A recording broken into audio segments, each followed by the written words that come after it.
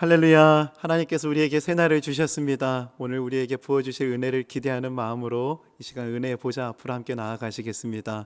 이 시간 함께 사도신경 고백하시겠습니다. 전능하사 천지를 만드신 하나님 아버지를 내가 믿사오며 그 외아들 우리 주 예수 그리스도를 믿사오니 이는 성령으로 잉태하사 동정녀 마리아에게 나시고 본디오 빌라도에게 고난을 받으사 십자가에 못 박혀 죽으시고 장사한 지 사흘 만에 죽은 자 가운데서 다시 살아나시며 하늘에 오르사 전능하신 하나님 우편에 앉아 계시다가 저리로서 산자와 죽은 자를 심판하러 오시리라.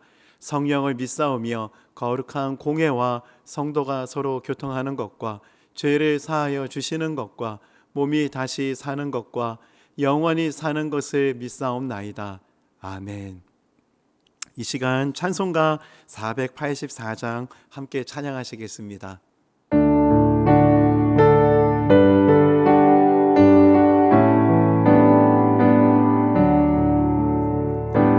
내 맘에 주여 소망 되소서. 주 없이 모든 일 헛되어라. 밤에나 낮에나 주님 생각 잘 때나 깨때 함께 하소서. 지혜의 주여 말씀으로서 언제나 내 안에 계십소서. 주는 내 아버지 나는 아들. 주 안에 내가 늘 함께하네. 세상의 영광 나 안 보여도 언제나 주님은 나의 기여. 주님만 내 맘에 계시오니 영원한 주님 참 귀하셔라. 영원한 주님 내 승리의 주. 하늘의 기쁨을 주옵소서. 어떠한 고난이 닥쳐와도 만유의 주여 소망 되소서. 아멘. 오늘 우리에게 주시는 하나님의 말씀은 이사야서 47장 1절부터 15절까지의 말씀입니다. 긴 말씀인데요, 말씀 속에 또 하나님의 큰 은혜가 또 담겨 있습니다. 그 은혜를 기대하는 마음으로 우리 말씀을 함께 봉독하겠습니다. 처녀딸 바벨론이여 내려와서 티끌에 앉으라. 딸 갈대하여 보좌가 없어졌으니 땅에 앉으라. 내가 다시는 곱고 아리답다 일컬음을 받지 못할 것임이라. 맷돌을 가지고 가루를 갈고 너울을 벗으며 치마를 걷어 다리를 드러내고 강을 건너라. 내 속살이 드러나고 내 부끄러운 것이 보일 것이라. 내가 보복하되 사람을 아끼지 아니하리라. 우리의 구원자는 그의 이름이 만군의 여호와 이스라엘의 거룩한 이시니라. 딸 갈대하여 잠잠히 앉으라. 흑암으로 들어가라. 내가 다시는 여러 왕국의 여주인이라 일컬음을 받지 못하리라.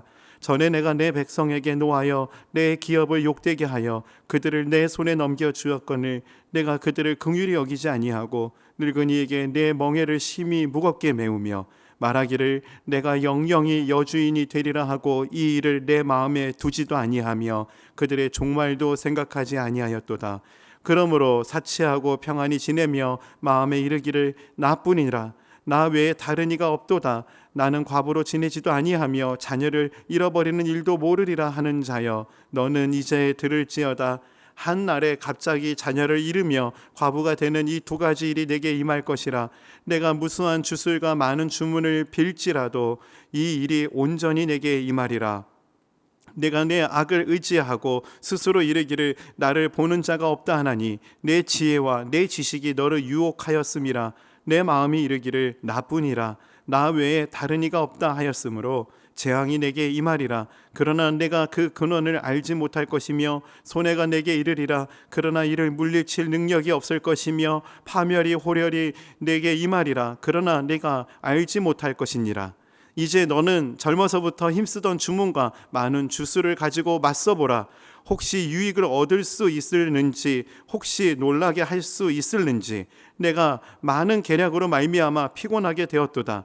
하늘을 살피는 자와 별을 보는 자와 초하룻날에 예고하는 자들이 일어나 내게 임할 그 일에서 너를 구원하게 하여보라.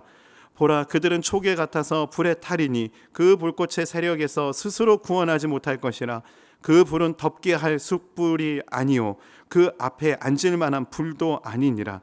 내가 같이 힘쓰던 자들이 내게 이같이 되리니 어려서부터 너와 함께 장사하던 자들이 각기 제 길로 흩어지고 너를 구원할 자가 없으리라. 아멘. 영원할 것 같아 보여도 영원한 것은 없습니다. 바벨론이 그랬습니다. 절대로 무너지지 않을 것 같은 강한 나라였습니다. 설마 무너질까 하는 그런 마음이 있었으나 결국에는 무너지게 됩니다. 영원할 것 같았던 바벨론이 무너진다. 영원할 것 같았던 나라, 권력, 사람이 무너진다. 왜 그런 일이 일어날까요? 오늘 바벨론을 향한 하나님의 경고의 메시지를 통해서 그 이유를 우리가 한번 생각해보는 그런 시간이 되면 좋겠습니다. 바벨론을 향해서 하나님께서 두 가지의 경고 메시지를 주십니다. 첫째는 긍휼의 정신을 회복해야 한다는 것입니다. 6절, 7절 말씀입니다. 전에 내가 내 백성에게 노하여 내 기업을 욕되게 하여 그들을 내 손에 넘겨 주었거늘 내가 그들을 긍휼히 여기지 아니하고 늙은이에게 내 멍에를 심히 무겁게 메우며 말하기를 내가 영영이 여 주인이 되리라 하고 이 일을 내 마음에 두지도 아니하며 그들의 종말도 생각하지 아니하였도다. 바벨론이 심판을 받게 된 것, 망하게 된 이유 중에 하나가 긍휼히 여기지 않아서 그렇게 됐다라는 것입니다. 좀 의아했습니다. 어떤 큰 범죄가 있어서 바벨론이 망했다라고 한다면은 좀 납득이 될 것 같은데, 큰 권력을 가졌던 바벨론이 긍휼히 여기는 정신이 없어서 망한 거다. 여러분 좀 납득이 되십니까? 오늘 말씀을 묵상하면서 큰 권력, 절대 권력을 가졌던 그들의 종과 노예들을 긍휼히 여기지 않았기 때문에 망했다라는 이 메시지가 오늘 우리에게 하나님께서 어떤 메시지로 우리에게 선포하시는 것 같으십니까? 바벨론은 이스라엘 백성들을 함부로 대했습니다. 긍휼히 여기지 않았습니다. 늙은이에게 무겁게 가혹하게 멍에를 지우게 했습니다. 관대함이 없었습니다. 하나님께서 주신 권력이라는 것을 잊어버린 채, 자신들이 취한 권력이라고 착각한 채 그 권력이 영원할 것이라고 착각하면서 연약한 사람들을 괴롭히면서 살아갔습니다. 함부로 대하면서 살아갔습니다. 저는 이 말씀을 묵상하던 중에 큰 권력을 가짐에도 함부로 대했던 바벨론에 대비되는 성경의 한 인물이 생각이 났는데요. 그 인물이 바로 백부장이었습니다. 바벨론과 백부장, 권력이 있었죠. 노예를 부릴 수도 있었습니다. 종을 부릴 수도 있었습니다. 그렇지만 백부장은 바벨론과 다른 길을 걸어갑니다. 마태복음 8장 5절에서 7절 말씀입니다. 예수께서 가브나움에 들어가시니 한 백부장이 나와 간구하여 이르되 주여 내 하인이 중풍병으로 집에 누워 몹시 괴로워하나이다. 이르시되 내가 가서 고쳐주리라. 당시 하인은 노예였습니다. 노예를 대하는 백부장의 태도에 주목해서 말씀을 살펴보니까 백부장의 모습이 참 귀했습니다. 약을 사줄 수도 있었고 병원에 데려갈 수도 있고 의원을 오라고 할 수도 있었던 권력이 있었습니다. 그런 재력이 있었습니다. 그럼에도 그는 그 종을 위해서 기도하는 마음으로 예수님 앞에 나오는 거 아니겠습니까? 예수님께 간구하는 이 내용을 보십시오. 주여, 내 하인이 중풍병으로 집에 누워 몹시 괴로워하나이다. 여기에 하인이라는 그 포인트에 아들이라고 한번 바꿔서 읽어볼까요? 주여, 내 아들이 중풍병으로 집에 누워, 내 부모님이 중풍병으로 집에 누워 몹시 괴로워하나이다. 하인을 향한 마음이든 가족을 향한 마음이든 큰 차이가 없다는 것을 느끼지 못하시겠습니까? 저는 오늘 말씀을 묵상하면서 바벨론에 대비되는 이 백부장의 이 기도의 모습이 너무나 큰 울림이 됐습니다. 가족들과 바꿔서 그 하인을 넣어서 읽어도 전혀 다르지가 않았다는 이 느낌을 가지고 백부장이 어떤 마음으로 그 하인을 대했는지, 또 어떤 마음으로 그 하인을 위해서 기도하기 위해서 주님 앞에 나와왔는지가 느껴지는 거예요. 그게 너무나 큰 감동이고 도전이 되었습니다. 이 말씀을 묵상하면서 이렇게 기도하게 됐어요. 세상에서 기독교인 갑질 사라지게 하여 주옵소서. 교회 내에서 서로 긍휼히 여기는 정신이 깊어질 수 있게 하옵소서. 사람을 너그럽게 대하는 태도가 깊어진 만큼 믿음의 깊이도 비례한다는 그런 눈을 열어 주시옵소서. 참 이런 기도가 절로 터져 나왔습니다. 왜 그러했을까? 이렇게 한 사람을 대하는 태도가 곧 믿음의 깊이와 분량이었습니다. 왜 이런 생각을 하게 됐냐면은 백부장 사건의 그 후에 일어나는 이야기입니다. 마태복음 8장 10절 말씀입니다. 예수께서 들으시고 놀랍게 여겨 따르는 자들에게 이르시되 내가 진실로 너희에게 이르노니 이스라엘 중 아무에게서도 이만한 믿음을 보지 못하였노라. 이스라엘 중 아무에게서도 이만한 믿음을 보지 못하였노라. 회복될 줄 믿습니다. 막 이런 거 아니었습니다. 정말 내 가족처럼 내 종이었던 노예였던 그 하인을 정말 주님 앞에 어떻게든 고침받게 해달라고 간구했던 그 마음과 그 태도, 그 사람을 대하는 태도, 그 모습만이 기록되어 있어요. 오늘 예수님과의 이 스토리 안에서는. 그런데 예수님은 그 모습을 보시면서 믿음을 보셨다라고 말씀하십니다. 이러한 태도와 삶이 큰 믿음인 것입니다. 내가 원하는 대로 될 거야 하면서 0.1%도 의심하지 않는 것이 믿음이 아니라 한 사람을 대하는 태도, 한 사람을 긍휼히 여기는 태도, 그 마음, 그것이 우리의 믿음인 것입니다. 이 믿음의 깊이, 한 사람을 대하는 태도와 그들을 향한 긍휼의 마음이 곧 믿음의 깊이와 비례한다 할 수 있는 것입니다. 믿음이 클수록 그렇기 때문에 사람을 가치 있게 여깁니다. 믿음이 클수록 사람을 존귀하게 여길 수 있게 됩니다. 바라기는 저와 여러분 모두가 하나님 보시기에 이런 큰 믿음을 가진 사람으로 살아갈 수 있기를 소망합니다. 세상에서 만나는 사람들을 긍휼히 여길 수 있고 사람을 볼 때마다 그 사람의 가치, 존귀 볼 수 있는 그 눈이 열려지고 그런 태도로 사랑으로 섬길 수 있는 모습이 저희들 안에 가득할 수 있기를 소망합니다. 바벨론을 향한 하나님의 경고의 메시지 두 번째는 하나님을 경외하는 태도를 회복해야 한다라는 것입니다. 하나님을 어떻게 하면 가장 빨리 잊어버릴 수 있을까요? 하나님을 잊는 가장 빠른 방법은 나 자신에게 사로잡히는 것입니다. 어린아이에게 이기적이라고 가르칠 필요가 없습니다. 내 거야 라는 말을 자식에게 가르쳐 본 부모님 계십니까? 가르치지도 않았는데 배우는 것이 이기심 아니던가요? 바벨론이 어떠했는지 한번 볼까요? 오늘 본문 10절 11절 말씀입니다. 내가 내 악을 의지하고 스스로 이르기를 나를 보는 자가 없다 하나니 내 지혜와 내 지식이 너를 유혹하였음이라 내 마음에 이르기를 나뿐이라 나 외에 다른 이가 없다 하였으므로 재앙이 내게 임하리라. 그러나 내가 그 근원을 알지 못할 것이며 손해가 내게 이르리라. 그러나 이를 물리칠 능력이 없을 것이며 파멸이 호련히 내게 임하리라. 그러나 내가 알지 못할 것이니라. 짧은 말씀 속에서 바벨론 스스로 나라고 고백했던 포인트가 얼마나 많이 등장합니까? 이 10절 11절 말씀 한마디로 보면은 바벨론의 태도의 문제점은 내 힘대로 내 마음대로 내가 원하는 대로 다 할 수 있다라는 그 태도를 가졌다는 것입니다.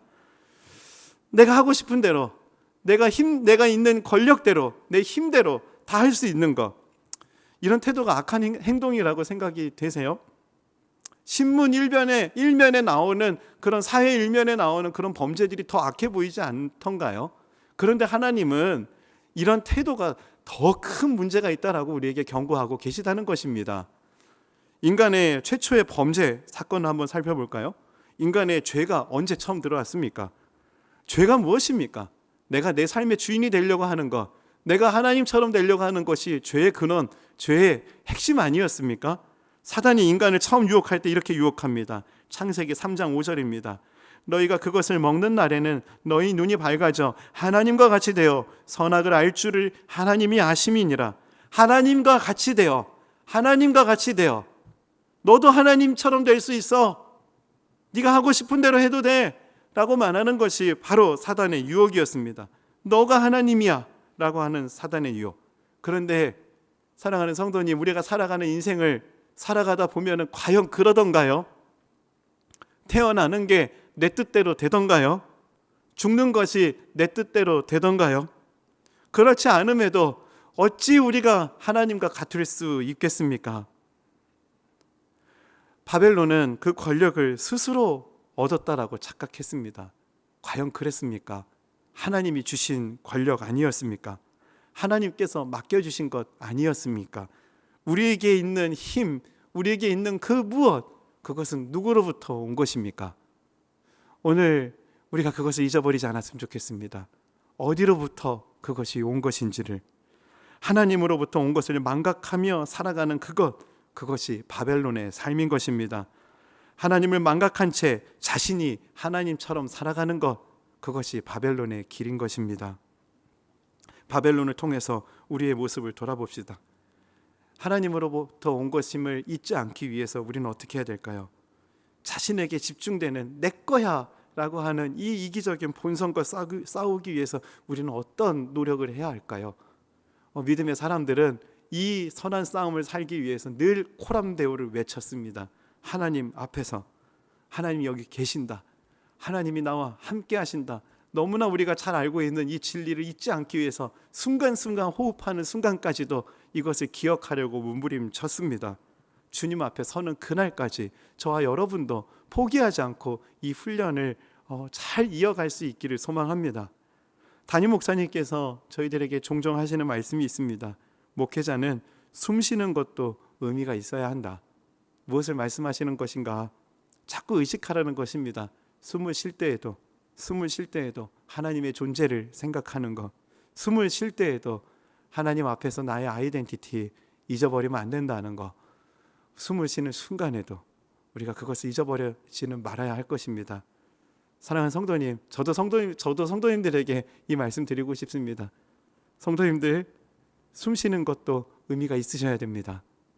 오늘 하루 살아갈 때 하나님으로부터 온 것인 것을 기억하는 것, 그것을 생각하는 것, 그것이 하나님을 경외하는 태도로 살아가는 것이다. 이것을 잊어버리지 않고 하나님을 경외하는 삶을 살아가는 저와 여러분이 되기를 주님의 이름으로 축복합니다. 말씀을 정리하겠습니다. 바벨론은 결국에 어떻게 됩니까? 14절 15절 말씀입니다. 보라, 그들은 초계 같아서 불에 타리니 그 불꽃이 세력에서 스스로 구원하지 못할 것이라. 그 불은 덮게 할 숯불이 아니요 그 앞에 앉을 만한 불도 아니니라. 초계 같아서 지푸라기 같다라는 거예요. 활활 타오르는 것처럼 불이 붙은 것 같지만 금세 꺼져 버린다는 것입니다. 우리의 인생도 이와 같지 않겠습니까? 안개와 같은 인생길을 걸어가는 저희들, 하나님을 기억하고 하나님과 동행하는 믿음의 길을, 믿음의 선한 싸움을 끝까지 완주할 수 있기를 소망합니다. 함께 기도하시겠습니다. 하나님 아버지, 감사합니다. 하나님을 잊어버리지 않고 하나님을 생각하면서 순간순간 살아갈 수 있기를 원합니다. 특별히 하나님 앞에서의 삶을 포기하지 않고 살아가게 하여 주시옵소서.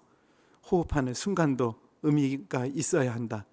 호흡하는 것도 하나님을 생각하는 신호여야 하는 것이고, 호흡하는 것도 그리스도인으로서 어떻게 살아가야 하는 것인가에 질문이 있어야 하는 것임을 늘 기억하는 저희들 되게 하여 주시옵소서. 그런 은혜로 붙잡아 주시고 그런 은혜의 길로 저희들을 이끌어 주실 주님 앞에 모든 것을 의탁드리며 살아계신 예수님의 이름으로 기도드립니다. 아멘. 오늘 말씀 기억하며 우리 세 가지를 함께 기도했으면 좋겠습니다. 첫째는 사람을 존귀히 여기고 긍휼히 여기는 마음을 회복시켜 주옵소서. 두 번째는 백부장과 같이 연약한 자를 위해 기도할 수 있는 믿음을 주옵소서. 마지막으로 세 번째는 하나님을 더욱 가까이 하고 경외하는 삶을 살아가게 하옵소서. 말씀을 기억하며 이 은혜를 구하며 우리 함께 기도하시겠습니다.